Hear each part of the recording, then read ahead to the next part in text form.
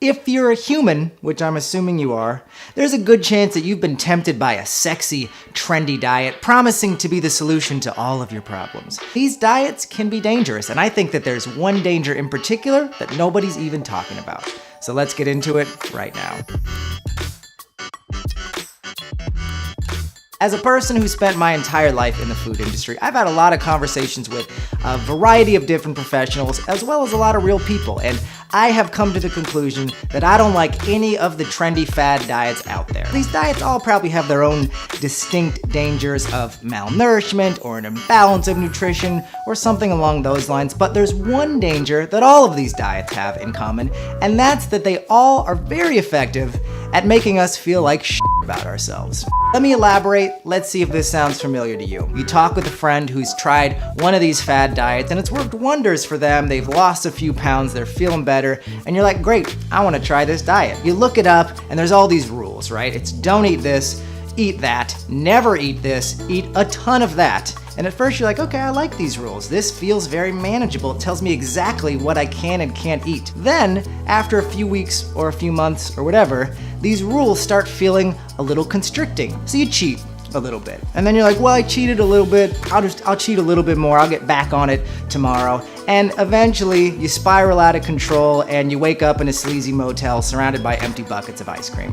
Maybe that's a bit dramatic, okay? But this is the reality of what happens is you get on this diet and it's really hard to stick to, so you fall off and you get back on and then you fall off again and you start feeling worse and worse about yourself because you're like, why can't I do this? All of these diets are hard. They are challenging to stick to because they're telling you to cut out all of these things that maybe you really enjoy or foods that you eat on a regular basis. These diets are not long-term solutions for most people, and they might end up causing more stress and pain than you were feeling in the first place. What I'm trying to say here is that if you have struggled with healthy eating, if you've struggled with one of these trendy diets, you're normal. You are the majority of people.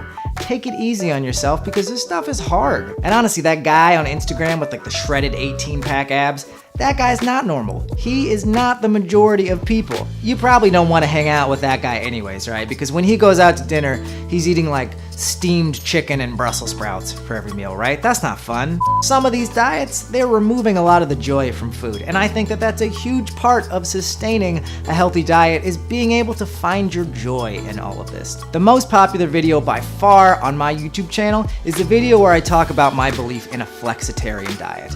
But even flexitarian is really just a fancy way of saying balance, moderation, and mostly plants. And I know that that might be more stressful for some people because it doesn't have these strict rules and guidelines for us to follow. There's a little bit more ambiguity and we have to find our own balance and moderation. It's not about dieting, it's about making life changes. It's about finding something that is sustainable. And I know that that sounds so much harder, but once you get over the hump, you're set for life. I know it's hard, but I believe in you, and that's why I'm here to help. That's why I work one-on-one with people as a food coach. So you can click the link below if you want to head over to my website and learn more about what that might look like for you.